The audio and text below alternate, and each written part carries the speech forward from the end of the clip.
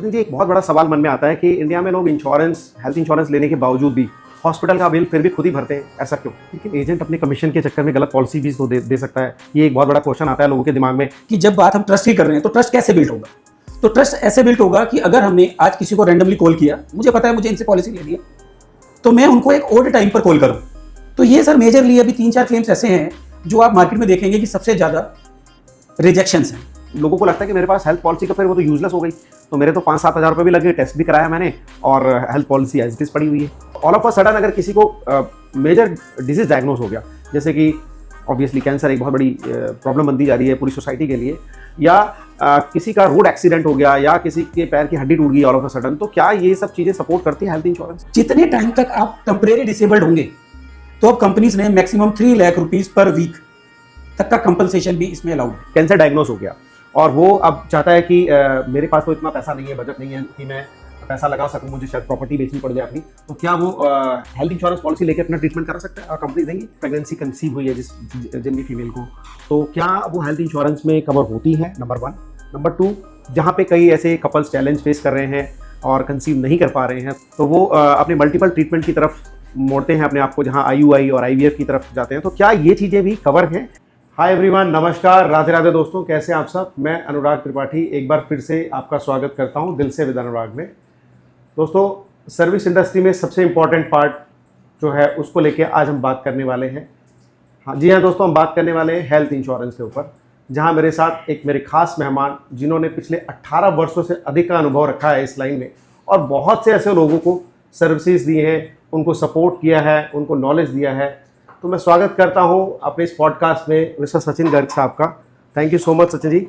और मैं चाहूँगा कि आप प्लीज़ थोड़ा अपने बारे में बताएं, जिससे हम आपको, जो सुनने वाले श्रोता है, आपको जान पाएँ और आपकी सर्विसेज के ऊपर समझ पाएँ।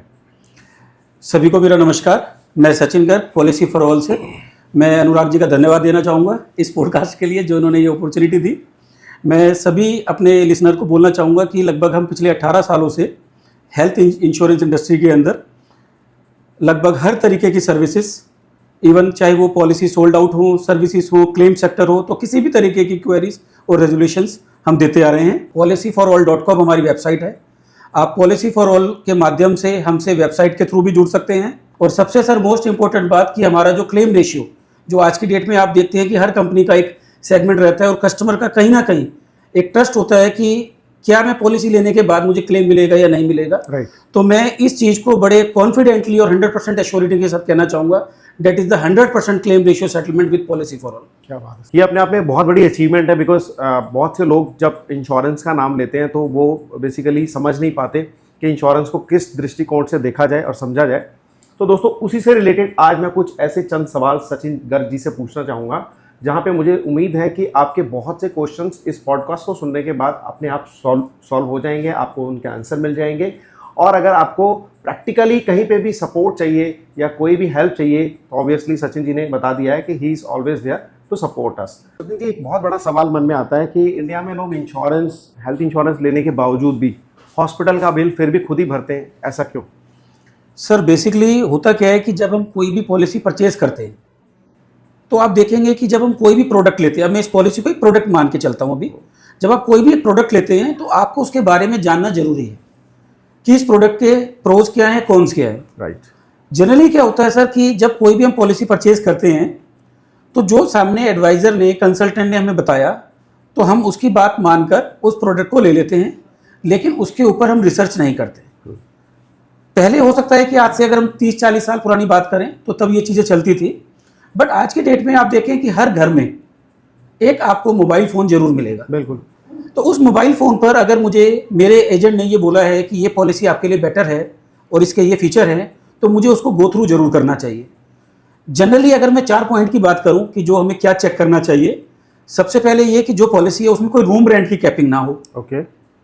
नंबर 2, अगर मेरा कोई कंज्यूमेबल्स आइटम्स है, जैसे अभी आपने कोविड की बात करी, तो कोविड के बाद सबको समझ में आया कि कंज्यूमेबल्स में आपके ग्लव्स, पीपी किट, जो रेदर देन मेडिकल एक्सपेंसेस आपके हैं, तो उनका एक अच्छा खासा बिल बन जाता है। तो पॉलिसी में कंज्यूमेबल आइटम्स जरूर होना चाहिए। नंबर 3, पॉलिसी में को पेमेंट नहीं होना चाहिए। ओके। क्योंकि वो एक इतना डेंजरस वर्ड है कि अगर मेरा क्लेम 20% या 30% को पेमेंट मेरे प्रोडक्ट के अंदर है, और जब मैं उसको क्लेम करने जाता हूं तो एक ह्यूज अमाउंट मुझे वहां पर पे करना पड़ता है। बिल्कुल। और नंबर 4 कि अपने प्रोडक्ट में किसी भी तरीके की कैपिंग नहीं होना चाहिए। फॉर एग्जाम्पल, अगर मेरी रिक्वायरमेंट कोई रोबोटिक सर्जरी की है या कोई मॉडर्न ट्रीटमेंट में आजकल ओरल कीमो या बैलूनिंग, स्टंटिंग, कैंसर, तो बहुत सारी चीजें ऐसी हैं जो आज की डेट में उसके ट्रीटमेंट में हायर कॉस्ट लगती है। तो पॉलिसी की कॉस्ट अगर हम देखते हैं तो कई जगह इन चीजों की कैपिंग होती है, तो ये कैपिंग नहीं होनी चाहिए। तो जनरली अगर हम ये सारी चीजें देख के लें तो हमें हॉस्पिटल के टाइम पर क्लेम के लिए इश्यूज नहीं आएंगे। नहीं, बिल्कुल ठीक कह रहे हैं आप। इसमें हमें अवेयरनेस कम होती है बहुत से लोगों को, और इसमें हर सेगमेंट के लोग आ जाते हैं, लोअर मिडिल क्लास, और जानकारी पूरी ना होने की वजह से ही कई बार हम इस चीज़ों का सामना करते हैं। लेकिन इसी से फिर जुड़ के एक और चीज़ आती है कि क्लेम, बहुत बार लोगों की शिकायत रहती है कि क्लेम जब हम हॉस्पिटलाइज होते हैं तो क्लेम रिजेक्ट हो जाते हैं, तो उसके पीछे भी तो कोई रीज़न होगा। बिल्कुल सर, उसके लिए सर रीज़न जो सबसे पहला है, अभी मैंने बात की एजेंट्स की, मैं फिर अभी वही बात कर रहा हूँ। हमें बेसिकली एडवाइज़र चूज़ करना है, बट प्रोफेशनल एडवाइज़र चूज़ करना है। हम लोग क्या करते हैं कि अगर मेरे किसी जानकार ने, हमें यही नहीं पता कि उसका बैकग्राउंड क्या है, तो जो अभी हमने बोला कि हम 18 ईयर से अगर कंसिस्टेंटली इस इंडस्ट्री में काम कर रहे हैं और 100% सेटिस्फेक्शन के साथ हम लोगों के साथ डील कर रहे हैं, उसका सर रीज़न यही है सर कि आपको प्रोफेशनली सर्विस देनी होगी। जब क्लेम की बात आती है रिजेक्शन की, तो आपको अपने एडवाइज़र को लूप में रखना है कि सर मेरा ये कंसर्न है जिस वजह से मेरा क्लेम रिजेक्ट हुआ है। लेकिन एजेंट अपने कमीशन के चक्कर में गलत पॉलिसी भी तो दे सकता है। ये एक बहुत बड़ा क्वेश्चन आता है लोगों के दिमाग में। मैं एजेंट के पास जाऊंगा, वो अपना पे आउट मतलब कमीशन देखेगा और उसी हिसाब से वो पॉलिसीज दे देगा। तो बहुत से लोगों को इस तरह के आई एम श्योर सामना करना पड़ता है। तो वो उसको कैसे जज करे कि मैं किस एजेंट के पास जाऊँ, किस एडवाइज़र के पास जाऊँ? सर, इसका जज करने का जो सबसे बेस्ट मेथड है वो ये है कि आपने पॉलिसी तो परचेज कर लिया। इस इंडस्ट्री में लगभग सबको पता है कि अगर ये जो पॉलिसी है हेल्थ की, हम पोर्ट कर सकते हैं। अगर मुझे अपने जितने भी नोन में मेरे लोग हैं, हमें एज ए अवेयरनेस उनसे डिस्कस करना चाहिए कि ये मेरी पॉलिसी चल रही है, आपने कोई पॉलिसी ली है या नहीं ली है, और अगर ली है तो आपका क्लेम एक्सपीरियंस क्या रहा। तो अगर मेरे फ्रेंड सर्कल में, मेरे नोन में, रिलेटिव में अगर वो अपना क्लेम का कुछ भी एक्सपीरियंस देते हैं, तो मुझे ये चेक करना चाहिए कि जो अपनी पॉलिसीज है, क्या मेरा एडवाइज़र उस लेवल पे जाके सर्विस दे रहा है। अगर नहीं, तो आंसर ये है कि सबसे पहले मैं अपनी पॉलिसी उस व्यक्ति के पास लेके जाऊं जहां पर मेरे खुद का जानकार उनके क्लेम एक्सपीरियंस से और सर्विसेज से सेटिस्फाइड हो। लेकिन जो लोग देखते हैं, ऐड भी आता है टीवी में, और लोग सोचेंगे फिर कि मैं किसी एजेंट या एडवाइज़र के चक्कर में क्यों जाऊं, मैं इसको ऑनलाइन भी ले सकता हूं। आप देख ही रहे हैं बहुत सारे ऐसे प्लेटफॉर्म हैं, मैं किसी पर्टिकुलर प्लेटफॉर्म का नाम नहीं ले रहा हूं, तो शायद वो कॉस्टली भी नहीं पड़ता, थोड़ा सस्ता पड़ जाता है, एजेंट की फ़ीस उसमें होती है। तो इसको कैसे एक इंडिविजुअल डिफरेंशिएट करें? मैं सर सबसे पहले आपका लास्ट से पॉइंट में डिस्कस करना चाहूँगा। आपने कहा कि एजेंट की फ़ीस, अगर हम प्रोडक्ट ऑनलाइन लें या ऑफलाइन लें, तो जो कॉस्टिंग है बोथ आर सेम। ये जो हमारे यहाँ डिलेमा है कि अगर मैं डायरेक्ट अप्रोच करूँगा तो मुझे कम अमाउंट का मिलेगा, मैं किसी के थ्रू लूँगा तो मुझे ज़्यादा कॉस्ट का मिलेगा, तो ऐसा कुछ नहीं है। अच्छा, सेम पॉलिसी अगर मैं ऑनलाइन ले रहा हूँ, मुझे वही कॉस्ट आ रही, सेम आपको बिल्कुल एब्सोल्युटली सेम प्राइसिंग मिलती है। कुछ वेरिएंट्स की में आप देखेंगे, जब अब मैं डायरेक्ट सिर्फ कंपनी के वेबसाइट पे जब मैं अप्रोच करूँगा, तो कई बार कंपनी क्लाइंट को लुक्रेटिव ऑप्शन देने के लिए 5% तक का डिस्काउंट देती है। ओके। लेकिन उस डिस्काउंट के पीछे अगर आप उसका बैक स्टोरी देखेंगे, आज की डेट में जब आप कहीं पर भी कस्टमर केयर कॉल करते हैं तो आपको टेंटेटिवली 10 से 15 मिनट आपको वेट करना पड़ता है, और जिनसे आप बात कर रहे हैं आपको ये नहीं पता कि आप किन से बात कर रहे हैं। नंबर 2, नेक्स्ट टाइम जब आप कॉल करेंगे आपको ये नहीं पता कि दोबारा से वो लोग वही हैं या कोई न्यू मेंबर है। राइट। तो जब आप अपना एक पर्सनल एडवाइजर, लाइक आपके एडवोकेट, आपके चार्टेड अकाउंटेंट, आपके डॉक्टर, तो आप उसी तरीके से अगर आप अपने एक लीगल कंसल्टेंट या प्रोफेशनल एडवाइजर के साथ आप जब एसोसिएट रहते हैं, तो आपके इन सारी समस्याओं का हल उनके पास होता है। जहाँ तक बात है कि एडवाइज़र लेवल की, तो सर उसके लिए ऑब्वियस है, जो आज हम पॉडकास्ट कर रहे हैं तो हम तो बोलेंगे कि हम सबसे बेस्ट हैं। राइट। तो अगर कोई भी समस्या है किसी भी हमारे लिसनर को, तो बिल्कुल हमें अप्रोच करें। और मैं इसका एक एग्जाम्पल दे के आपको कहना चाहूँगा।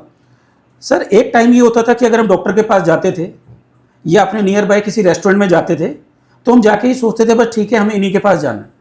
बट आजकल सर हम हर चीज़ के लिए स्पेसिफिक हो गए। राइट। अगर मुझे ये लगता है कि मुझे कोई बोन का इशू है, तो मैं डॉक्टर के पास जाऊंगा तो स्पेसिफिक ऑर्थो के पास जाऊंगा। सेम चीज़ अगर मैं किसी रेस्टोरेंट में जा रहा हूँ और मुझे पता है चाइनीज़ मुझे लेना है तो मैं चाइनीज़ रेस्टोरेंट में जाऊंगा। मुझे लगता है कि मुझे साउथ इंडियन चाहिए तो मैं साउथ इंडियन में जाऊंगा। स्पेशलिस्ट की जरूरत तो है। तो आज की डेट में आपको मानते हैं कि मुझे स्पेशलाइजेशन तो मैंडेटरी है, इसके बिना काम तो नहीं चलेगा। इससे लोगों का प्रॉब्लम सॉल्व हो जाता है क्या? अगर किसी एडवाइजर से या जैसे आपसे सपोर्ट अगर कोई लेता है कि गॉड फॉरबिड अगर उसको मेडिकली कोई इशू हो गया या उसकी फैमिली में किसी को हो गया, तो वो क्या आपको किसी भी टाइम फ़ोन करके और आपसे सपोर्ट या हेल्प ले सकते हैं? वो भी क्या अवेलेबल? सर हमारे पास 24/7 सर्विसेज अवेलेबल हैं फ़ोन पर। सिंस डे 1 से आज तक कोई एक सिंगल कंप्लेंट नहीं है कि रात को 2 बजे फ़ोन आ रहा है तो पिक होगा या नहीं होगा। एब्सोल्युटली 100% होगा। ओके। नंबर 2, सर्विसेज की अगर मैं नेक्स्ट बात करूं कि अगर किसी को भी कोई भी इशू है तो हमारे हर क्लाइंट को ये पता है कि सबसे पहले कॉल वो हमें करते हैं और फिर स्टार्ट से लेकर एंड पॉइंट तक जो सर्विसेज हैं वो हम लोग प्रोवाइड करते हैं, क्लेम सेटलमेंट के लिए भी और हॉस्पिटलाइजेशन के ड्यूरेशन पे भी, और इवन आफ्टर द प्री और पोस्ट हॉस्पिटलाइजेशन एक्सपेंसेस तो वो फैसिलिटी भी हमारे यहाँ पिक एंड ड्रॉप है। तो हम सामने अपने हर क्लाइंट से वो पेपर कलेक्ट कराते हैं और उनका क्लेम डिसबर्स कराते हैं। ये सर आज की सबसे बड़ी प्रॉब्लम है क्या? प्रीमियम है, क्लेम है, या लोगों का ट्रस्ट है? आपको क्या लगता है? सर मैं अगर सबसे बड़ी प्रॉब्लम तीनों में बात करूं तो सर ट्रस्ट है। प्रीमियम में आज की डेट में सबकी कैपेसिटी है प्रीमियम पे करना, वहाँ पर कोई चैलेंज नहीं है। प्रोडक्ट की अगर हम बात करें बहुत सारे अवेलेबिलिटी है। ट्रस्ट का जहाँ तक इशू है सर कि वो इसलिए आता है क्योंकि आज की डेट में एक मोबाइल नंबर पर सुबह से शाम तक कम से कम 10 से 15 कॉल्स आती हैं रैंडमली, आपके और हमारे पास भी आती बिल्कुल है। बिल्कुल। और हमें बोलना पड़ता है we are in the same field, तो हमें आप कॉल ना करें।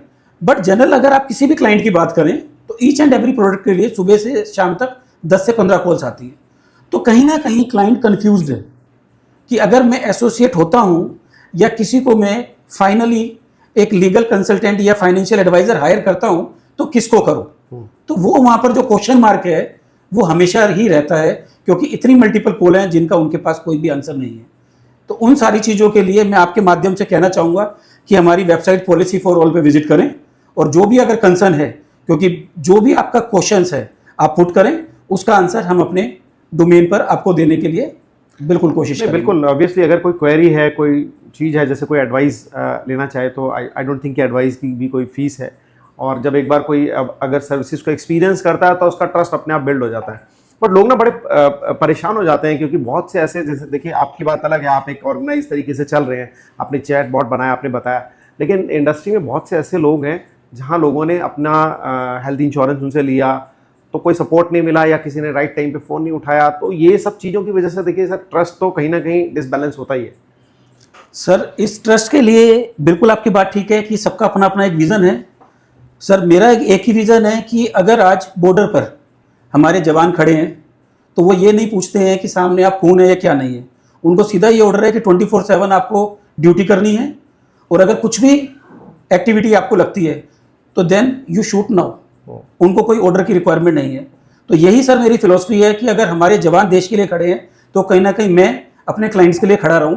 अगर मैं एक पोजीशन पर फ़ोन नहीं उठाऊंगा या एक समय पर उनको सर्विस नहीं दूंगा तो हो सकता है कि उनके पास काफ़ी लोग हों काम करने के लिए, लेकिन मेरे जो बिलीव है वो ये है कि जो क्लाइंट हमारे साथ जुड़ेगा तो मैं उनको end of the day 100% service अपने पास से डिलीवर करूं।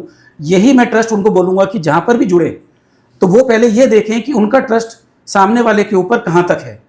तो पॉलिसी लेने से पहले इसको आप एक चेक क्रॉस, जिसको हम कहते हैं कि कोई भी चीज़ लेने से पहले परख लें तो वो चेक कर सकते हैं उसका। कैसे परखेगा सर? अगर मान लो मैं कोई अपनी हेल्थ पॉलिसी ले रहा हूँ और मैंने उससे पहली बार मीटिंग करी है और मैंने लिया और उन्होंने पॉलिसी दी, पॉलिसी देते समय तो बहुत अच्छी चीज़ें बताई, बट अनफॉर्चुनेटली कोई ज़रूरत पड़ गई, तो मतलब आपका तो ऑब्वियसली एक ऑर्गेनाइज तरीका है, लेकिन मार्केट में किस तरीके से लोग इस चीज़ से बच सकते हैं, उसको लेके आप क्या सुझाव देंगे? सर इसका बचने का सबसे बेस्ट सॉल्यूशन यही है कि जब बात हम ट्रस्ट की कर रहे हैं तो ट्रस्ट कैसे बिल्ड होगा।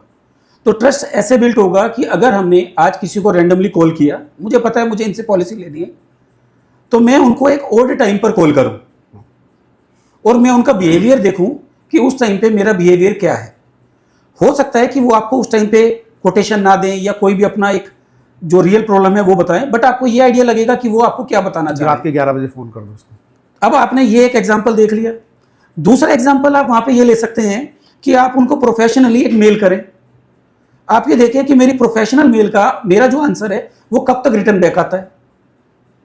तीसरा उसके अंदर ये हो सकता है कि आपने अपने मोड से एक व्हाट्सएप डाला, आपने डिमांड किया, तो उनका रेजोल्यूशन टाइम, उनका जो टैग टाइम है, आइदर वो कोटेशन है या आपका कोई क्वेरी है, तो वो कितने टाइम पे आता है। करेक्ट। तो आज की डेट में अगर मैं रैंडमली 3-4 अपने एनालाइज कर लूं कि जिनके साथ मैं एसोसिएट होने जा रहा हूं, अभी जिनसे मुझे हो सकता है कि बल्कि अभी तो मैं उनसे जुड़ा नहीं हूं, तो टेक्निकली अगर आप देखें तो उनको तो मुझे और जल्दी आंसर करना चाहिए, क्योंकि मुझे अगर कोई क्लाइंट को अपने किटी में ऐड करना है, बिल्कुल। तो मुझे शुरू में ये दिखाना चाहिए कि मैं ज़्यादा सर्विसेज उनको दे सकता हूँ। बट होता क्या है सर कि जब ये चीज़ रियल फैक्टर पे जाते हैं तो ये अपोजिट होती है, क्योंकि हमने भी जब कई बार कोई प्रोडक्ट हम परचेज करते हैं तो हम देखते हैं वो लोग कहते हैं सर अभी हमें कुछ मत कहिए, अभी ये हमारे वर्किंग आवर्स नहीं है।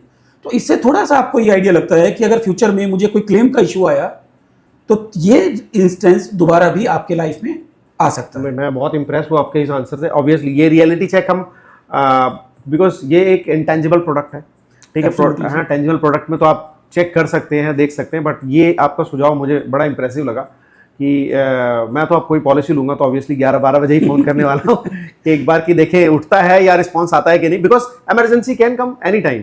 वो टाइम देख के नहीं आएगा कि मेरे को दोपहर में आएगा या शाम को या रात में, कभी भी आ सकता है कोई भी। तो उस समय मेरे सपोर्ट में मेरा जो एडवाइज़र है या जो भी सॉल्यूशन मेकर, वो मेरे को कितना रिस्पॉन्स देता है। एक चीज़ और जानना चाहूँगा, आपने देखा होगा कि क्लेम में रियल चैलेंजेस क्या आते हैं, कोई ऐसा मतलब प्रैक्टिकल एग्जांपल के साथ अगर आप हमारे साथ शेयर करें। सर क्लेम में अगर मैं रियल चैलेंजेस की बात करूं तो इन दिनों में खास तौर से आपको फीवर क्लेम्स, जो most of the rejection cases हैं वो हैं फीवर क्लेम। नंबर 2 अगर मैं बात करूं gastritis. Number 3 seasonal diseases, like हमने बोला कि सर वॉमिटिंग है, स्टमक पेन है। तो ये सर मेजरली अभी 3-4 क्लेम्स ऐसे हैं जो आप मार्केट में देखेंगे कि सबसे ज़्यादा रिजेक्शंस हैं। उसके सर रीज़न क्या है? अगर आप देखें कि हर कंपनीज में जब हम बात करते हैं कि सर सॉरी, लेकिन रिजेक्शन आप बोल रहे हो, मुझे तो जितना पता है कि ये इनका तो क्लेम ही नहीं मिलता है, बिकॉज आपको शायद एक दिन एडमिट होना पड़ता है, कुछ इस तरह का रूल है। बट नॉर्मल बुखार वगैरह में मतलब ये क्या पॉसिबल है क्लेम? बिल्कुल सर। सर अगर हम फीवर की बात करते हैं सर, अगर मुझे आज फीवर है तो ऑब्वियस है सर कि मुझे ऐसा नहीं है कि अभी फीवर हुआ और मुझे अभी हॉस्पिटलाइजेशन चाहिए। इन सिनेरियो में सर हमें क्या करना चाहिए कि हमें एक रजिस्टर्ड मेडिकल प्रैक्टिशनर या एमबीबीएस डॉक्टर की एक सलाह लेनी चाहिए कि मुझे ये तकलीफ है, और आप उन्हीं के द्वारा लिखी गई मेडिकेशन को अपने नज़दीकी केमिस्ट से परचेज करें और वो अपना प्रॉपर आप रिकॉर्ड रखें। ओके। जब आपका फीवर 2 दिन 3 दिन में आपको लगता है कि यह वायरल है, क्योंकि वो फ्यू आवर्स में आपका ठीक नहीं हो सकता, minimum it takes 2 to 3 days. तो अगर आपको ये पता है कि मेरा 2 से 3 दिन में भी वो फीवर ठीक नहीं हुआ है, तो आप अपने डॉक्टर्स के पास जाएं, फर्दर जो अपने ब्लड टेस्ट हैं वो कराएं और वो रिकॉर्ड भी आप अपने फाइल में मेंटेन करें। ओके। अगर उस ब्लड रिपोर्ट्स के अंदर आपको कोई टाइफी, मलेरिया, डेंगू, कुछ भी आपको अगर सेंसिटिव इशू आता है और आपके डॉक्टर सजेस्ट करते हैं कि अब आप एडमिट हो जाइए, देन आपका जो फीवर का क्लेम है वो अप्रूव होगा। ओके। जनरल सिनेरियो में सर क्या होता है कि हम लोग ये सोचते हैं कि हमारे पास मेडिकल पॉलिसी है, हमने घर में चेक किया फीवर 102, रात हो रही है, फीवर है, क्या करें, हम सीधा जाके इमरजेंसी में चले गए। बिल्कुल सर वो जनरली फीवर का क्लेम हमारा वो रिजेक्ट होता है। वो इसलिए क्योंकि रीज़न क्या है कि मैंने ना तो कोई मेडिकेशन ली, ना मैंने किसी डॉक्टर से पहले कंसल्ट किया, और जैसे ही आप हॉस्पिटल गए, होता क्या है कि उन्होंने आपको ड्रिप दिया, पीसीएम का इंजेक्शंस लगाया, और उसके बाद आपका पूरा वाइटल चार्ट वो नॉर्मल है। ओके। तो at the time of discharge company कहती है कि आपके वाइटल चार्ट नॉर्मल हैं, रिपोर्ट्स आपकी सारी नेगेटिव हैं, तो किस बेसिस के ऊपर हम आपको क्लेम दें? तो ये एक जनरल रीज़न है कि जहाँ रिजेक्शन है। लेकिन अगर आप पूरा प्रोटोकॉल के साथ, पूरे डॉक्यूमेंटेशन के साथ आप किसी भी क्लेम के लिए जाएंगे, आइदर वो फीवर क्लेम है, वो गैस्ट्राइटिस है, वॉमिटिंग है, स्टमक पेन है, हर चीज़ के लिए कंपनी क्लेम देने के लिए बाउंड है। इसमें एक चीज़ आ जाती है ना कि कई बार लोगों को अगर मान लीजिए फूड पॉइजनिंग है या फीवर आ रहा है, 2 दिन हो गया, 3 दिन हो गया, तो कुछ पैसे तो वहीं खर्च हो जाते हैं लोगों के, डॉक्टर की फीस है, थाउजेंड्स में हो गई अब, और मेडिसिन वगैरह लिया, तो लोगों को लगता है कि मेरे पास हेल्थ पॉलिसी का फिर वो तो यूजलेस हो गई। तो मेरे तो 5-7 हज़ार रुपये भी लग गए, टेस्ट भी कराया मैंने, और health policy as it is पड़ी हुई है। सर इसके अंदर हमारा एक ही कहना है कि जो आप डॉक्यूमेंटेशन अपने पास रख रहे हैं उससे आपको दो बेनिफिट है। पहला, एक तो आपको क्लेम लेने में वो इजी होगा। नंबर 2, जब आप क्लेम अप्लाई कर लेते हैं तो जो आपने बोला कि पहले के और बाद के, इसको हम बोलते हैं pre hospital expenses and post hospital expenses. Okay. तो दोनों ये बिल्स आपके क्लेमेबल होते हैं, एंटाइटल्ड होते हैं, और वो बिल्कुल आपको 100% मिलते हैं। ओके। तो किसी भी क्लाइंट को ये बिल्कुल भी घबराने की जरूरत नहीं होती है कि अगर मुझे एडमिशन से पहले मेरे जो भी एक्सपेंसेस हुए हैं वो सब के सब आपके क्लेमेबल हैं। तो मुझे लगता है लोगों को ये कन्फ्यूजन है कि अगर नॉर्मली किसी को बुखार हो गया या फूड पॉइजनिंग हो गई और 1-2 दिन का हो गया, तो वो सोचते हैं कि हेल्थ पॉलिसी लिया तो वो क्लेम में आ जाएगा। ऐसा नहीं होता जनरली। क्या ऐसा कोई मार्केट में प्रोडक्ट अवेलेबल है जो इसको भी सपोर्ट करता हो सर? एब्सोल्युटली सर, अब इसी के लिए कुछ कंपनीज ने ऐसे प्रोडक्ट लॉन्च कर दिए हैं जिसमें कंपनी आपको ई कंसल्टेशन, दैट मीन्स कि अगर मुझे कोई भी इशू है तो आप कंपनी के नंबर पे बात करके आप उनके डॉक्टर से आप पूरा मेडिकेशन ट्रीटमेंट ले सकते हैं उसी पॉलिसी के अंडर में। उसी पॉलिसी के अंडर में। तो जो हम पहले ये बोलते थे कि हमें ओपीडी की फैसिलिटीज मिले, तो नाउ कंपनीज ने अब ये स्टार्ट कर दिया है फैसिलिटीज कि आप उनको कॉल करके कंपनी से ही जो डॉक्टर्स अपॉइंट हैं विदाउट एनी कॉस्ट आप अपने जो ट्रीटमेंट है उनसे आप ले सकते हैं। ओके, ये अच्छी चीज़ है। तो बेसिकली आपका सजेशन ये है कि अगर कोई भी आपको मेडिकल इश्यूज होते हैं तो वो हम पूरी लिस्ट या पूरे डॉक्यूमेंटेशन अपने पास रखें तो क्लेम रिजेक्ट नहीं होता है। जनरली थॉट यही होता है कि डॉक्टर अपने आप उसको कुछ ना कुछ कर देगा और फिर क्लेम हमारा पास हो जाएगा 2-3 दिन से, अगर ज़्यादा बुखार आ रहा है या क्या। सर इसी में एक चीज़ आती है कि ऑल ऑफ अ सडन अगर किसी को मेजर डिजीज़ डायग्नोज हो गया, जैसे कि ऑब्वियसली कैंसर एक बहुत बड़ी प्रॉब्लम बनती जा रही है पूरी सोसाइटी के लिए, या किसी का रोड एक्सीडेंट हो गया या किसी के पैर की हड्डी टूट गई ऑल ऑफ अ सडन, तो क्या ये सब चीज़ें सपोर्ट करती है health insurance? Sir health insurance अगर मैं बात करूं आज की डेट में हमारे लिए एक ऐसी गोल्डन अपॉर्चुनिटी है कि इंडिया के हर व्यक्ति को हेल्थ इंश्योरेंस लेनी चाहिए। मैं आपको सर कुछ एग्जांपल देके मैं बात करूंगा। आप ये देखिए कि अगर आज की डेट में लगभग जो फैमिलीज हैं वो न्यूक्लियर मोड पे जा रही हैं कि जहाँ पर हस्बैंड वाइफ और नॉर्मली 1 या 2 बच्चे, जो मेन अर्नर है, अगर आप देखें कि अगर वो किसी भी इंजरी से अगर बेड पर आ गए तो उनके लिए टेक केयर करने के लिए कुछ भी नहीं है। तो हेल्थ इंश्योरेंस कंपनी ने सर आज की डेट में इस तरीके के प्रोडक्ट कंज्यूमर्स के लिए दिए हुए हैं कि आप हेल्थ पॉलिसीज के थ्रू अपना ट्रीटमेंट कराइए। ओके। और वो जो एक्सीडेंटल केस आपका हुआ था जिसमें disability, partial, permanent, temporary, either तीनों में से कोई भी डिसेबिलिटीज हो, तो वो तीनों डिसेबिलिटीज कंपनी कवर करती है। ओके। इट मीन्स कि अगर आप उसकी कॉस्ट की मैं बात करूं तो hardly 40 rupees per day for 1 crore rupees policy. I think term plan से भी जो सस्ता प्रीमियम है वो आज की डेट में पर्सनल एक्सीडेंटल पॉलिसी है। और एक मिथ है सबको कि personal accidental means only road accident. मैं आज आपके माध्यम से ये क्लियर करना चाहूंगा कि रोड एक्सीडेंट सिर्फ एक वेरिएंट है। अगर मुझे डेंगू से भी डेथ हुई है, that is an accident, that is an accident. अगर मैं रेल, एयरप्लेन, किसी भी मोड से जा रहा हूं और वहां पर कोई अगर एक्सीडेंटल हुआ है वो भी इस पॉलिसी में कवर होगा। पूरे ग्लोबली अगर आप पैन इंडिया में नहीं, I think except suicide everything is covered, right? Except suicide and natural death. Okay. इसमें सब कुछ आपका कवर है। और जितने टाइम तक आप टेम्परेरी डिसेबल्ड होंगे तो अब कंपनीज ने maximum 3 lakh rupees per week तक का कंपनसेशन भी इसमें अलाउड है। बहुत सारे वेरिएंट है ऑब्वियसली इसमें, पॉलिसीज अलग अलग तरह की हैं। मैं ये भी जानना चाहूँगा ताकि लोगों को पता लगे कि हेल्थ इंश्योरेंस पॉलिसी लेने की एक राइट एज क्या होती है, या कोई एज बैरियर भी है, या फिर कोई ऐसी पॉलिसी भी है जो प्री एग्जिस्टिंग डिजीज़ को स्टार्टिंग से ही कवर करती है, और अगर नहीं तो क्या उसका टैट है? ये बहुत बड़ा एक क्वेश्चन रहता है। सर प्री एग्जिस्टिंग डिजीज़ की जहाँ तक बात है तो आज की डेट में जो पॉलिसीज़ हैं वो इंस्टेंट कवर देती हैं। तो अगर हमें कोई भी प्री एग्जिस्टिंग डिजीज़ है हमें बिल्कुल डिस्क्लोज करना चाहिए और इंस्टेंट कवर के साथ परचेज करना चाहिए। ओके। उसका बेनिफिट ये है कि अगर आपको कोई भी क्लेम किसी भी ड्यूरेशन में आएगा तो वो आपका क्लेम रिजेक्ट नहीं होगा। उसके बाद सर अगर हम बात करें कि नॉर्मल पॉलिसीज की जो स्टैंडर्ड एक्सक्लूजन के साथ आती है कि अगर कोई एक्सीडेंटल क्लेम है तो वो आपका डे 1 से स्टार्ट होता है, उसके लिए कोई भी कंडीशंस नहीं होती है। उसके अलावा सर जो एज की अगर हम बात करें तो अब आपकी एज किसी भी एंट्री की अगर हम बात करें तो अब वो 0 कर दी गई है। 0 हम क्या कह रहे हैं, अब हम इसके लिए एक वर्ड रखते हैं सर, मेरे आप कुछ इंस्टा पे भी अगर एक चीज देखिएगा, अब हम बोलते हैं बचपन से 55। ओके।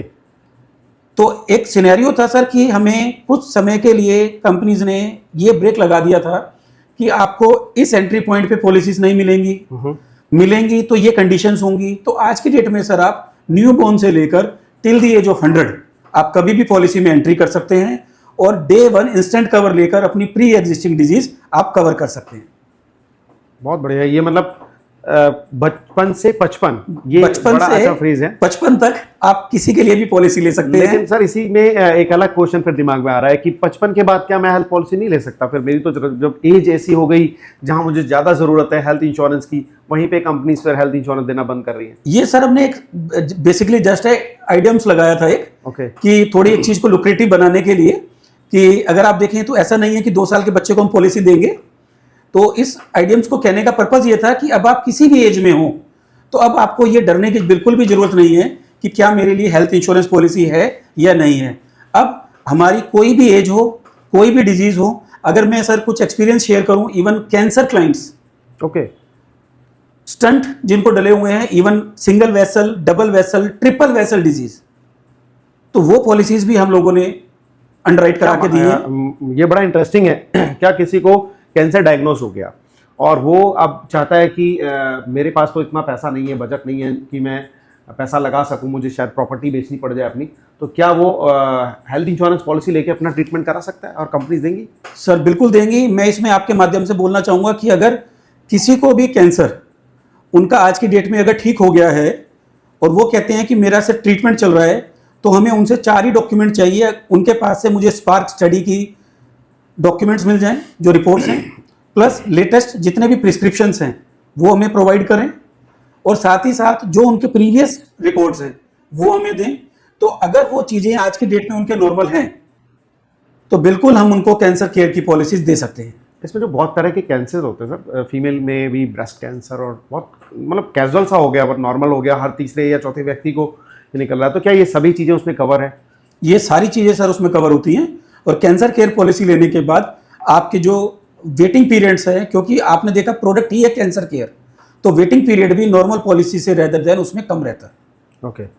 कितने साल का व्यक्ति ले सकता है? क्या 60 साल का व्यक्ति भी पॉलिसी ले सकता है, या कोई चाहे कि उसके पेरेंट्स ने पॉलिसी नहीं ली थी लेकिन अब उनकी एज 58, 55, 60 हो गई है और मैं अपने पेरेंट्स के लिए पॉलिसी लेना चाहता हूं, तो क्या उस एज ग्रुप में भी मैं ले सकता हूं उनके लिए? और सर आप किसी भी एज ग्रुप में पॉलिसी ले सकते हैं। जहां तक बात आती है स्पेशलाइजेशन प्रोडक्ट की, like cancer, heart, liver, kidney, तो उन अलग अलग प्रोडक्ट्स के लिए जनरल स्टैंडर्ड 70 ईयर्स के लिए एंट्री एज है। ओके। बट कुछ कंपनीज ऐसी हैं जहां पर आप परमानेंट एक्सक्लूजन लेकर वो भी आप पॉलिसी से ले सकते हैं। बट ये सारी चीजें डिपेंड करती है sir on the basis of underwriting. जब आप हमें डॉक्यूमेंट प्रोवाइड करते हैं तो उसके बेसिस पर वो अंडरराइटिंग होती है। तो आप स्टैंडर्डली ये बोल सकते हैं कि till the age of 70 for specific diseases आपके लिए प्रोडक्ट अवेलेबल है मार्केट। वैसे नॉर्मली प्री एग्जिस्टिंग डिजीज का वेटिंग पीरियड होता क्या है? सर प्री एग्जिस्टिंग डिजीज का waiting period as of now 36 month है, 3 ईयर्स के लिए। और प्री एग्जिस्टिंग डिजीजेस में अगर हम बात करें, BP, sugar, thyroid, cholesterol, asthma, तो इन तरीके की जो ये सारी जो डिजीजेज है इस तरीके की, ये हमारी प्री एग्जिस्टिंग डिजीज होती है। जनरली हमें जो डिस्क्लोजर की अगर हम बात करें, अगर किसी को हर्निया का ऑपरेट है, कोई गॉल ब्लैडर रिमूव है, तो ये सारी आपकी डिजीजेस ये भी प्री एग्जिस्टिंग में आएंगी। बट क्योंकि ये पार्ट आपके ऑलरेडी रिमूव हो चुके हैं, दोबारा क्लेम नहीं आने हैं, तो कंपनीज को इन पॉलिसीज को भी देने में कोई तकलीफ नहीं होती है। सर इसमें बहुत बड़ा मेरे मन में एक सवाल है और मुझे लगता है कि शायद ये हर ऑडियंस के क्वेश्चंस को सॉल्व करेगी कि स्मोकर, नॉन स्मोकर या फिर कोई अल्कोहल कंज्यूम कर रहा है, नहीं कर रहा है, उसको हेल्थ इंश्योरेंस को लेके कंफ्यूजन रहता है। Let's suppose someone is not a regular smoker, but कभी उसने लिया हो 3 महीने में, 1 महीने में, या उस तरह की हैबिट को भी डिस्क्लोज करना ज़रूरी है, बिकॉज मुझे लगता है बहुत कॉम्प्लिकेटेड बन जाता है फिर हेल्थ इंश्योरेंस की। मैंने कभी फन में अगर कहीं स्मोकिंग कर लिया या किसी ने कोई ड्रिंकिंग कर लिया तो वहाँ पे उसका क्लेम रिजेक्ट हो जाएगा, तो लोग इस चीज़ से बहुत डर जाते हैं कि यार ये यूज़फुल तो रहता नहीं है। सर इस पर प्लीज़ आप, मैं चाहूँगा कि ऑडियंस को एक सही सॉल्यूशन दें। सर मैं सबसे पहले तो इसमें ये कहना चाहूँगा कि स्मोकिंग के लिए और अल्कोहल के लिए आप जान के सर हैरान होंगे कि कोई भी लोडिंग नहीं लगती है। ये मैं सबसे पहले कहना चाहूँगा कि स्मोकिंग और अल्कोहल के लिए कोई भी लोडिंग नहीं लगती है। तो आप ये समझें कि अगर मेरा प्रीमियम लेट से 1000 रुपीज़ है और मुझे स्मोकिंग और ड्रिंकिंग दोनों दिखाने के बाद भी अगर वो 1000 रुपीज़ ही देना है तो सबसे पहले तो मुझे बिल्कुल उसको डिस्क्लोज करना है। हाँ, क्योंकि सर अगर कोई स्मोकिंग कर रहा है तो उसके हार्ट अटैक के चांसेस ऑब्वियसली बढ़ जाते हैं। तो एक नॉर्मल जो फिट है, ना अल्कोहल ले रहा है ना स्मोकिंग कर रहा है, तो वो तो यही सोचेगा कि मेरा प्रीमियम कम आना चाहिए। तो डिफरेंशिएट कहाँ हुआ सर? सर डिफरेंशिएट ये हुआ कि हेल्थ इंश्योरेंस कंपनीज हमें ये बोलती हैं एज पर सेक्शन 45 कि आप अपनी जो भी हैबिट्स हैं, जो भी डिजीज़ हैं, जो भी पास्ट मेडिकल हिस्ट्री है, वो आप डिस्क्लोज करें। Okay, transparency. तो transparency is the important thing.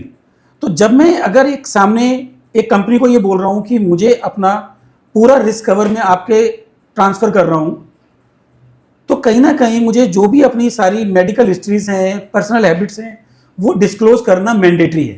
Okay, आपने कहा कि मैं कभी कभार लेता हूँ, तो वहाँ प्रपोजल फॉर्म पे ऑप्शन है, आप ओकेजनली लिखें। अगर आप डेली स्मोकिंग करते हैं आप वहाँ पे लिखें कि मैं डेली स्मोकिंग करता हूँ। और सर किसी ने अगर बाद में स्टार्ट किया या किसी ने छोड़ दिया, उसको उस सेगमेंट को कैसे डिफरेंशिएट करेंगे? सर दोनों सेगमेंट में अगर हम आते हैं, पहले हम लेते हैं छोड़ने वाले सेगमेंट को। अगर आज आपने एक स्मोकिंग आपने डिस्क्लोज किया और अब आपने उसको छोड़ दिया, जो आपका सर ब्लड लेवल था उसमें जो आपका निकोटिन लेवल था वो कहीं ना कहीं आप देखेंगे वो धीरे धीरे आपको कम मिलेगा। ओके, अब इसका अगर हम दूसरा सिनेरियो चलें कि मैंने पहले सिगरेट या टबैको कभी लिया ही नहीं, अल्कोहल कभी लिया ही नहीं, पॉलिसी मैंने ले लिया, 1 साल हुआ 2 साल हुआ, अब मैंने दोनों चीज़ लेना इनटेक कर दिया, तो डिस्क्लोजर की जहाँ तक बात है, ये आपका किसी भी तरीके का डिस्क्लोज आपको अलग से नहीं करना होता है। ओके, जिस दिन आप किसी भी डिजीज से आपको कोई भी कंसर्न या इशू आता है, तो जब आपके डॉक्टर आपसे पूछते हैं कि ये प्रॉब्लम आपको कब से है, तो तब भी आपने एज अ ट्रांसपेरेंटली आपको ये बताना है कि सर मुझे इस ड्यूरेशन से मैंने ये हैबिट स्टार्ट की थी। ओके, तो एज अ कंपनी हम ये आइडेंटिफाई करते हैं कि क्लाइंट ने अपनी डिक्लेरेशन हमें क्या दी है। मोर और less it has to be black and white paper. जो मुझे समझ में आ रहा है हेल्थ इंश्योरेंस को लेके, जितना अभी हमने डिस्कशन किया है, कि कोई भी क्वेश्चन का आंसर देखें तो उसमें कहीं ना कहीं एक छोटा सा इससे ये जरूर निकल के आ रहा है कि ट्रांसपेरेंसी जरूर होनी चाहिए, चाहे आपकी कोई हैबिट है या डिजीज है या किसी भी चीज़ को लेके। आप शायद इससे एग्री करते हो? मैं 100% सर इससे एग्री करता हूँ। और अगर मुझे इवन कोई भी क्लाइंट का ये लगता है कि अगर वो हमसे भी कोई हाइड कर रहे हैं, तो हमारा बिलीव यही होता है कि हम उनको बोले कि अपनी जो भी हिस्ट्री है, अगर आपने पास्ट में नहीं भी शो करी है, तो आज की डेट में कंपनी को आप उनको सारी चीज़ें पिक्चर क्लियर करें और अपनी सारी डिजीज़ डिस्क्लोज करें, जिससे कि फ्यूचर में क्लेम लेते टाइम आपको कोई भी इश्यूज ना आए। करेक्ट। हम बात करते हैं कैंसर की। कैंसर को लेके 1-2 सवाल और रहेंगे कि कीमोथेरेपी है या और किसी भी तरीके का ट्रीटमेंट अगर चल रहा है, तो कैंसर पेशेंट को किन चीज़ों का ध्यान रखना चाहिए? अब तो आपने एक और चीज़ बताई कि कैंसर डायग्नोज होने के बाद भी वो पॉलिसी ले सकता है। मे भी शायद प्रीमियम ज़्यादा आता होगा उसका, इस तरह का। सर नॉमिनल प्रीमियम है और ऐसा बिल्कुल भी प्रीमियम नहीं है कि जो अफोर्डेबल नहीं हो। हार्डली 10 to 15% का ही डिफरेंस आता है नॉर्मल प्रीमियम से। और आई थिंक जिनको ये इश्यूज है उनके लिए 10 to 15% एडिशनल प्रीमियम देकर प्रोडक्ट लेना, that is the worth it. तो हेल्थ इंश्योरेंस पॉलिसी सफिशिएंट है कैंसर डिजीज के लिए? कैंसर डायग्नोस अगर हो जाता है कैंसर किसी को, तो हेल्थ इंश्योरेंस पॉलिसी सफिशिएंट है या कुछ अलग से उसको टेक केयर करना चाहिए? सर, क्या आप सजेस्ट करेंगे? सबसे पहले तो मैं ये बोलूँगा कि जो हेल्थ इंश्योरेंस पॉलिसी है, जो हम 5 लाख 7 लाख की पॉलिसीज लेते हैं, सबसे पहले तो वो मिनिमम हर फैमिली की पॉलिसी 25 लाख रुपीज़ होनी चाहिए। बट सर प्रीमियम भी तो बढ़ जाता है ना, सबकी पॉकेट अलाउ नहीं करती। सर इसके लिए भी मैं आपको 2 चीज़ें मैं बोलना चाहूँगा। आज की डेट में सबकी पॉकेट 2 व्हीलर या 4 व्हीलर के लिए अलाउड करती है। और जैसे ही मार्केट में आईफोन 16 आता है या 17 लॉन्च होता है या सैमसंग का कोई भी एक नया प्रोडक्ट लॉन्च होता है, तो सब लोग कहते हैं कि बस मुझे ये फ़ोन चाहिए। तो तब उनके पास हर तरीके का बजट अवेलेबल है, हमें अपना माइंड मेकअप ये करना है कि अगर मैं हर 3 साल में अपना फ़ोन या हर 10 साल में अपनी कार चेंज कर रहा हूँ, तो उससे बेटर है कि मैं अपनी जो हेल्थ है उसको ध्यान में रखते हुए एक ऐसा अच्छा प्रोडक्ट रखूँ कि मैं कल को उस गाड़ी को बेचने के लिए मजबूर ना हो जाऊँ। तो इसीलिए मिनिमम मेरा रिकमेंडेशन है कि 25 लाख रुपीज़ का sum assured each and every family का होना चाहिए। प्लस और लोग तो गाड़ी यूज़ कर रहे हैं, फ़ोन यूज़ कर रहे हैं, आप कह रहे हैं पॉलिसी को यूज़ करो, पॉलिसी दिखती तो नहीं है ना सर, उसमें फील तो नहीं आता ना, वो फ्यूचरिस्टिक बातें हो जाती ना, तो उसको कैसे सर, अगर अभी हमने कोविड का कुछ साल पहले ही देखा कि क्या उसके अंदर कंडीशंस हुई, तो जिन लोगों के साथ वो आपदा में जो तकलीफ़ें लोगों ने फेस की, तो वो सबसे छुपी हुई नहीं है। करेक्ट हम लोगों ने सर अभी क्या किया है, सिर्फ हमने उधर से अपने चेहरे को थोड़ी देर के लिए हटा लिया है। हम रियल फैक्ट्स नहीं देखना चाहते हैं। दूसरा, आपने पूछा सर कि हेल्थ पॉलिसी क्या हमारे लिए इनफ है। सर, हेल्थ पॉलिसीज़ के साथ साथ एक पॉलिसी आती है क्रिटिकल इलनेस, जिसमें अभी आपने कहा कैंसर, उसमें हमारी जितनी भी मेजर डिजीजेस हैं, brain, heart, liver, lung, kidney, cancer, सारी डिजीज हमारी कवर होती हैं। उस पॉलिसी का बेनिफिट ये है कि अगर जैसे ही आपको कोई भी डिजीज डायग्नोस हुई, तो on the basis of diagnose company आपको एक सम एश्योर्ड जो आपने चूज किया वो वन टाइम आपको पे कर देगी। लेट से अगर हमने 25 लाख रुपीस की पॉलिसी ली, जिसका प्रीमियम एक एवरेज एज, अगर मैं 35 ईयर्स की एज पे बात करूं, तो 25 लाख का प्रीमियम हार्डली है 6,000 रुपीज़। तो अगर हम 6 से 7 हज़ार रुपये का प्रीमियम देकर एक 25 लाख रुपए की हम क्रिटिकल इलनेस की पॉलिसी लें और जहां पर डायग्नोस होते ही मेरी फैमिली को 25 लाख मिल जाए, that is the good one product. बिल्कुल बिल्कुल, ये चीज़ होनी चाहिए, सबके पास होनी चाहिए, तभी मतलब एक सेफ्टी किट के रूप में मैं इसको देखता हूँ, सेफ्टी किट की तरह सबके पास होना ज़रूरी है। सब जो लोग जॉब करते हैं उसमें जो उनकी कॉर्पोरेट पॉलिसी भी होती है, वो कहते हैं मेरे पास तो कॉर्पोरेट पॉलिसी है, आई थिंक सीटीसी का फ्यू टाइम्स, 20 टाइम्स, 30 टाइम्स, इस तरह से चीज़ें रहती हैं उनके इंश्योरेंस कवर को लेके। और कॉर्पोरेट पॉलिसी में को पेमेंट का ऑप्शन तो रहता है, लेकिन डे 1 से एग्जिस्टिंग डिजीज़ कवर हो जाते हैं। तो क्या कॉर्पोरेट पॉलिसी अपने आप में सफिशिएंट है या फिर हेल्थ इंश्योरेंस अलग से उसको लेना चाहिए? मैं सर इसमें आपसे 2 मिनट एक्स्ट्रा लूँगा। सर, कॉर्पोरेट पॉलिसी अपने आप में इनफ है, क्योंकि वो मुझे as a SOP, standard operating procedure के थ्रू कंपनी ने प्रोवाइड की है। बट मेरी पर्सनल हेल्थ इंश्योरेंस जरूर होनी चाहिए। अगर मुझे किसी भी कॉर्पोरेट एम्प्लॉय में ये लगता है कि मेरे पास बजट का कुछ इशू है, तो सर मैं आज एक ऐसी बात बताने जा रहा हूँ आपके थ्रू, जहाँ पर आप ये देखोगे कि शायद मैं समझता हूँ कि 99% जनता को ये बात पता ही नहीं है जो मैं बोलने जा रहा हूँ। सर, अगर मेरी कॉर्पोरेट पॉलिसी चल रही है और मुझे ये लगता है कि मेरे पास हेल्थ इंश्योरेंस पॉलिसी होनी चाहिए, लेकिन मेरा बजट नहीं है, सर बिल्कुल भी टेंशन लेने की बात नहीं है। हमें लोग अप्रोच करें, हम उनको पूरे साल का हार्डली 4 से 5 हज़ार रुपये के प्रीमियम में एक प्रोडक्ट दे देंगे, जिस प्रोडक्ट को अगर उनकी पॉलिसी में क्लेम जैसे ही वो करेंगे और शॉर्टफॉल होगा तो भी हम प्रोवाइड करा के देंगे, और अगर वो कल को कंपनी छोड़ देते हैं तो हम उसी पॉलिसी को उनकी बेस पॉलिसी में कन्वर्ट करा के दे देंगे। डेट मीन्स कि अगर मैंने जॉब, अभी आपने पूछा कि प्री एग्जिस्टिंग डिजीज, या आज मैं ओके हूँ, 2 साल में, 5 साल में, 10 साल में मुझे कोई हार्ट का इशू आ गया, कोई कैंसर का इशू आ गया, मुझे पॉलिसी जनरली तो मिलेगी नहीं। अगर मिलेगी भी तो स्पेसिफिक प्रोडक्ट मिलेंगे जो कि महंगे होंगे। बट अभी तो कहा आपने कि मिल जाएगी, तो वो जो महंगे प्रीमियम वाली जो पॉलिसी जो 10 से 15% पहले मुझे देना था, या उस टाइम पे मुझे ये देखना था कि मुझे मिल पाएगी या नहीं मिल पाएगी, या मैं रिकवरी ना कर पाऊं, तो उन सारी चीज़ों का आंसर ये है कि अगर हर कॉर्पोरेट एम्प्लॉइज हमें टेंटेटिवली 500 रुपीज़ पर मंथ का अगर एक्सपेंस करते हैं, तो हम उनको एक ऐसी पॉलिसी प्रोवाइड करा देंगे जिसमें वो जॉब करते हुए भी क्लेम ले सकते हैं, और जॉब छोड़ने के बाद हम उसी पॉलिसी को वो लोग अपनी बेस पॉलिसी की तरह, नॉर्मल पॉलिसी की तरह, स्टैंडर्ड पॉलिसी की तरह कंटिन्यू कर सकते हैं। बहुत अच्छा ऑप्शन है ये मार्केट में, मतलब अगर है तो बहुत से लोगों को इसकी जानकारी नहीं होगी सर, आपके माध्यम से बहुत से लोगों को इसके बारे में पता चल रहा है। जो लोग सुन रहे हो उनको बहुत आसानी होगी अगर आप बताएं कि अगर किसी के पास ऑलरेडी हेल्थ इंश्योरेंस है तो आप उनको क्या सजेस्ट करेंगे कि वो क्या अपनी पॉलिसी में ज़रूर चेक करें कि इन फ्यूचर अगर उनको किसी ऐसे अनफॉर्चुनेट इंसिडेंट का सामना करना पड़ता है तो वो क्या, किन चीज़ों को ध्यान में रखें और किन चीज़ों को अपनी पॉलिसी में ज़रूर चेक करें? सर मैं सबसे पहले कहना चाहूँगा कि अपनी पॉलिसीज़ का हर व्यक्ति ब्रोशर डाउनलोड करे और उसमें जो बेसिक पॉइंट हमें सबसे ज़्यादा पहले जो किसी भी हॉस्पिटल में जाते तकलीफ होती है वो होती है रूम रेंट। क्योंकि जैसे ही आप डेस्क पे जाते हैं टीपीए के हॉस्पिटल में तो वो आपसे पहला क्वेश्चन पूछते हैं कि आप कौन सा रूम प्रेफर करेंगे। तो उसका आंसर हर व्यक्ति के पास ये होना चाहिए कि मेरे पास सिंगल रूम है, कोई रूम की कैपिंग नहीं है, जो आपके पास रूम अवेलेबल है मुझे वो आप दे दीजिए, मुझे अपने पेशेंट का ट्रीटमेंट इंपॉर्टेंट है ना कि रूम इंपॉर्टेंट है। तो वो तभी आप बोल पाएंगे कि जब मुझे अपने ब्रोशर में ये चेक करना है कि मेरी रूम की कैपिंग नहीं होनी चाहिए। नंबर 2, आईसीयू की कैपिंग नहीं होनी चाहिए। नंबर 3, किसी भी ट्रीटमेंट की कैपिंग नहीं होनी चाहिए। नंबर 4, कोई सब लिमिट नहीं होनी चाहिए। नंबर 5, कोई को पेमेंट नहीं होनी चाहिए।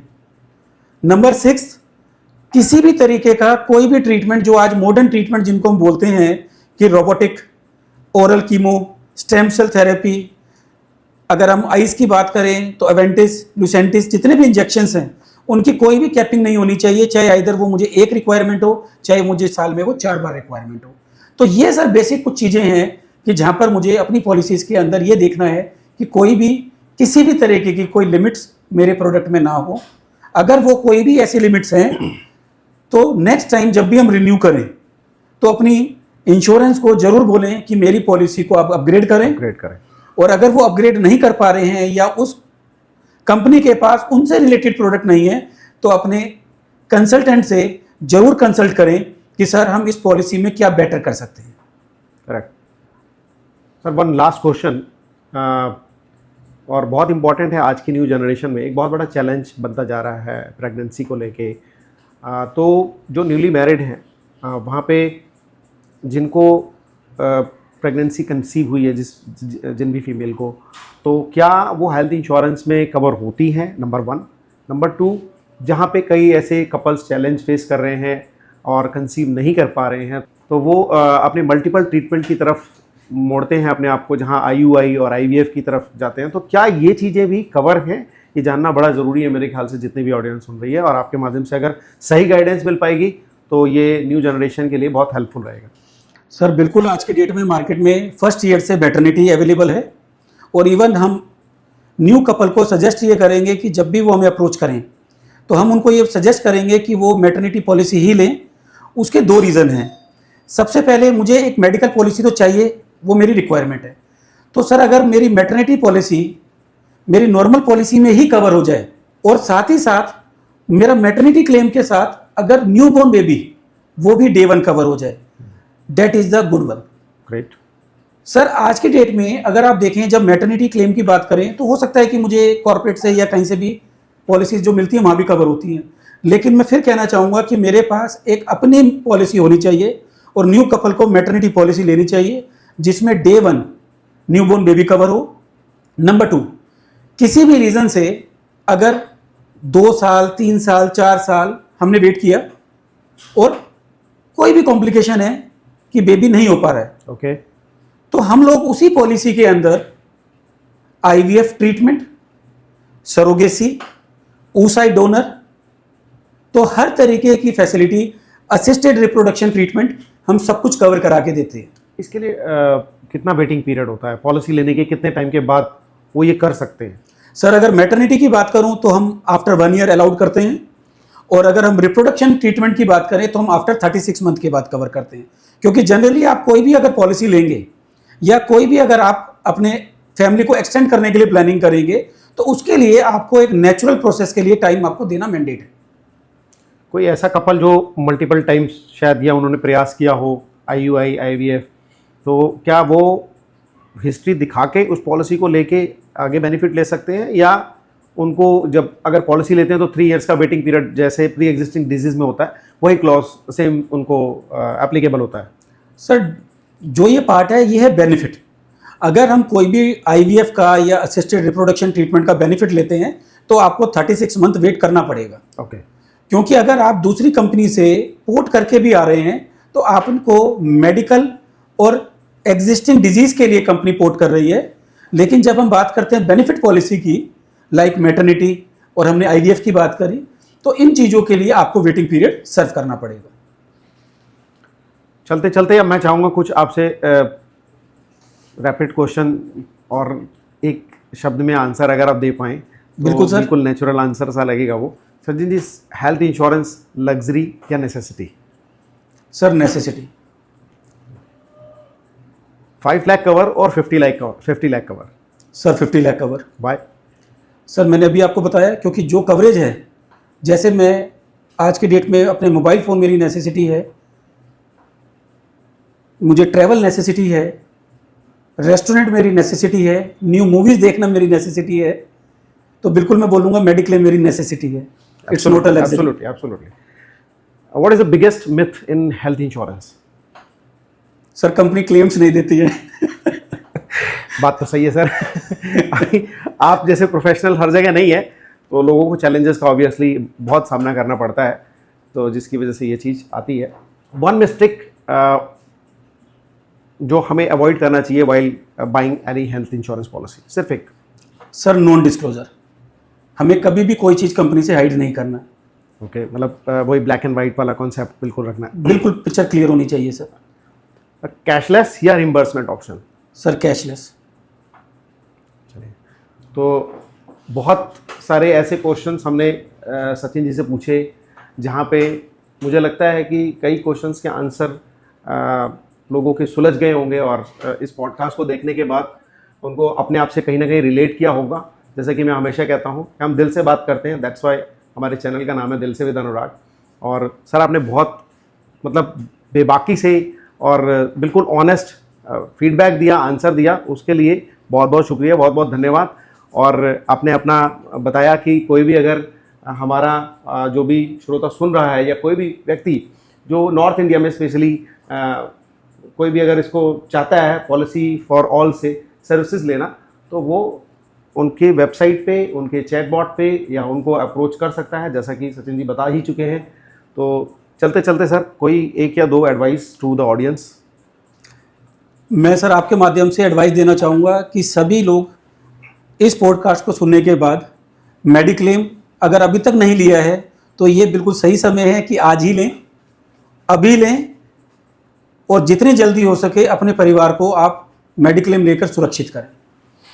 चलिए, thank you so much sir, और मिलते हैं फिर दोबारा कभी मौका लगा तो इस चर्चा पे और बात करने का और सॉल्यूशन लेने का। तो थैंक यू सो मच आपका सचिन जी, थैंक यू। दोस्तों, पर्पज़ ये रहता है कि कोई ना कोई प्रॉब्लम जो हमारी day to day routine life में है, उसका हम किसी न किसी के एक्सपर्ट के थ्रू एक सॉल्यूशन सुन सके जो हम सबके काम आ सके। उम्मीद करता हूँ आपको इस पॉडकास्ट में बहुत से ऐसे सॉल्यूशन मिले होंगे जो आपके मन में चल रहे होंगे। ये एक बहुत बहुत इंपॉर्टेंट टॉपिक था जिसके ऊपर हमारे लिए और हमारे परिवार के लिए हमें जानना बहुत ज़्यादा ज़रूरी था। इसी के साथ मैं इस पॉडकास्ट का एंड करता हूँ। मिलते हैं किसी अगले वीडियो में। अगर आपको ये डिस्कशन बहुत अच्छा लगा हो और अगर आपके कई क्वेश्चंस के सॉल्यूशन आपको मिले हों, तो हमारा मनोबल बढ़ाने के लिए चैनल को ज़रूर सब्सक्राइब करें। Thank you so much. जय हिंद।